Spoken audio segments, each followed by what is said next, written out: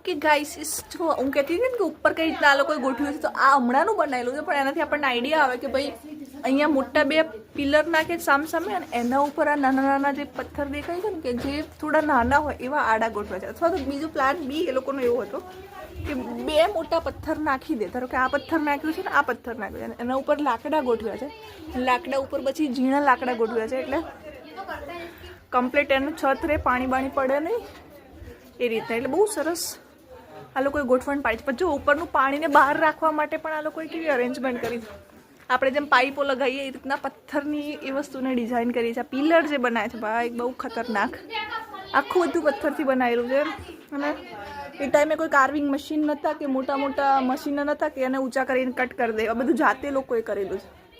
ગજબ એમ, બહુ મસ્ત છે, બહુ મસ્ત છે.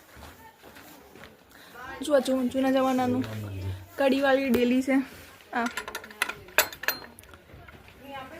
આ પણ બહુ સરસ છે. બારીઓ મૂકેલી છે, નાની નાની ગોખલીઓ મૂકેલી છે, એટલે વેન્ટિલેશન અને લાઇટ્સ પ્રોપર આવે. જો આ સેન્ટરમાં જે બહુ મોટું પિલર બનાવ્યું છે એ બધાનું વેઇટ ઉચકી શકે. આ 2 પિલર છે એ બધાનું વેઇટ ઊંચો કરે છે. બહુ સરસ આર્કિટેક્ચર છે કુલધરા ગામનું.